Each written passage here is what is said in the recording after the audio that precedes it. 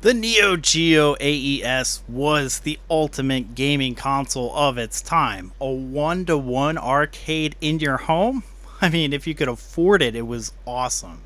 Fast forward 35 years and surprise, the Neo Geo is one of the most expensive systems to collect for, with some titles fetching over $10,000. But prices weren't always this obnoxious. 20 years ago, in fact, they were actually pretty reasonable. Let's take a look.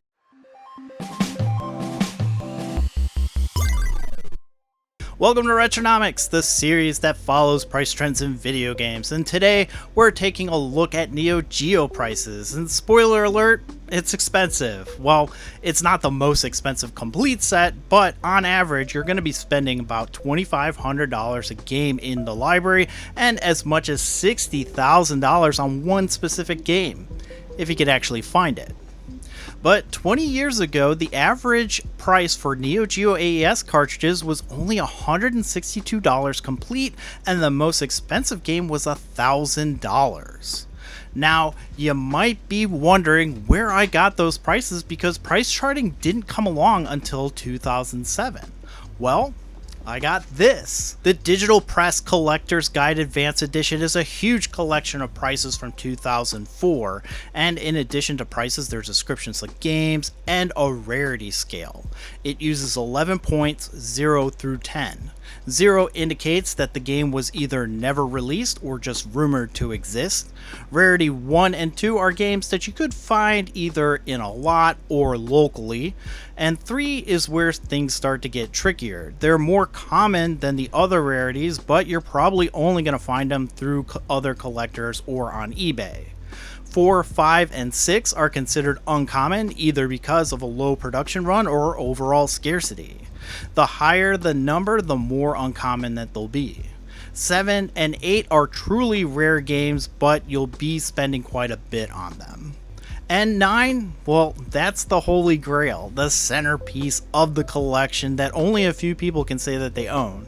And number 10 is Nintendo World Championship Rare. It will make headlines when another one is sold. And rarity doesn't necessarily equal a higher price tag, but at the time of this book's publication, video game collecting was an incredibly niche hobby and prices reflected that. Unfortunately, there's no online database of these prices, and Digital Press is currently working through their web hosting issues, so it's either offline for good or it'll be back shortly. So I did things the hard way. I took all of the games on paper and transcribed them into an Excel sheet and then matched them up with Price Charting's ID system so I can get current prices on everything.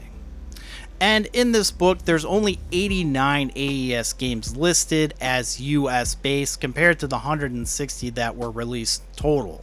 I'm not really sure if that includes Japanese releases, but we're just going to go with the US based prices out of this book, so there's only 89 plus the AES console. And 88 listings were actually matched, but I got all of the good ones, so I think that will be okay. Digital Press also assumes that you're going for the CIB copies, given that these carts came in the big clamshells, so the prices that we're going to be comparing them are the CIB prices in 2026. Now that we got that out of the way, let's get into some prices. On average, Neo Geo AES titles increased 800% over the past 20 years, which is to be expected for a system as notorious as the Neo Geo. When you sort by what Digital Press labeled as the most expensive titles, the prices have increased proportionally except for King of Fighters 2000, which was $300 in 2004 and $481 today, and that holds true for almost every King of Fighters games. Factoring in inflation from 2004 to now, you would have lost money if you purchased these games 20 years ago. Only 3 King of Fighters games outpaced inflation, but not by much. The more noteworthy games of the Neo Geo are going to be higher up on this list. And here are the top 10 Neo Geo games that increased the most in 20 years. The average gain was 30 times the 2004 value if you take out Stakes Winner, which increased a whopping 511 times its original $20 value to $10,000 today. Metal Slug is the most expensive game because it was a holy grail 20 years ago and it's ultra rare now. Next up is Street Hoop, Neo Turf Masters, Sengoku 3, Samurai Showdown 5 Special, King of the Monsters 2, Robo Army, Savage Reign, and Mutation Nation. A lot of these games were well under $100 20 years ago, so it's no surprise that they're topping out the top 10 list today. Neo Turf Masters fetches $30,000, while the others are more reasonable, fetching $600 to $3,000. Notable on this list is the Neo Geo system itself, which fetched $225 complete in 2004, but now averages $1,700. Going further down this list, there's still relatively inexpensive games available for the AES, but if you want the more popular games, you're going to have to shell out some coin. Of course, these are all AES carts. Most people go the MVS route and save a ton of money. For example, Neo Turf Masters on the MVS is $150.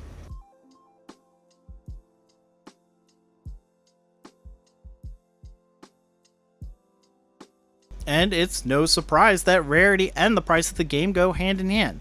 The rarer the game, the more expensive it likely is supposed to be.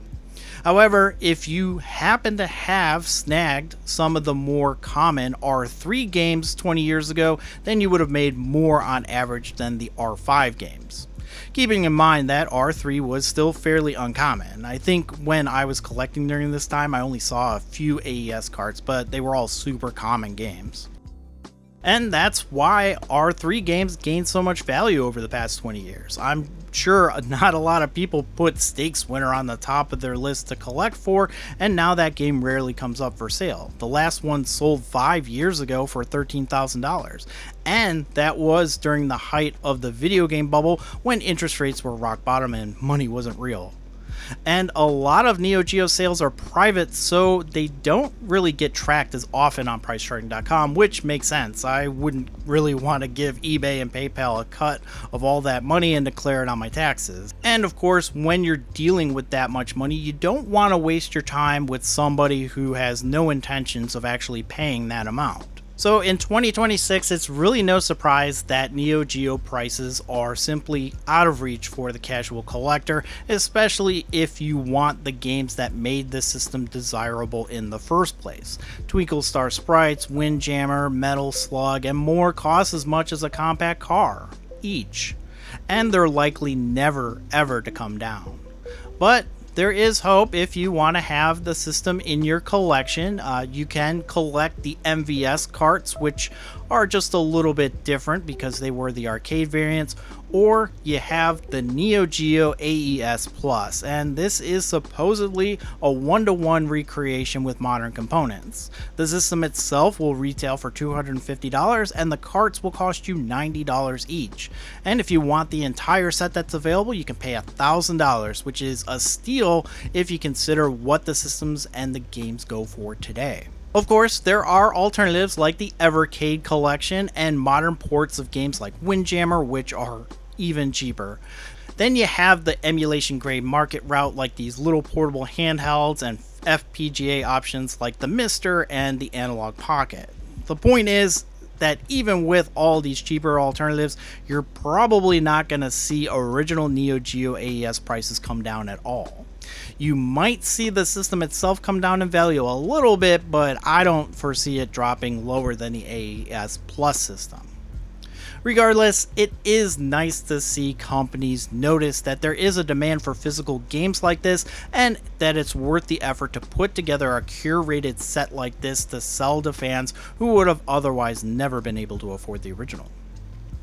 But that's going to do it for this video. It's pretty quick. Do you have any plans to buy the AES Plus? Let me know in the comments down below. And if you're new here, please like and subscribe to the video. I'm Nick, and I'll see you next time.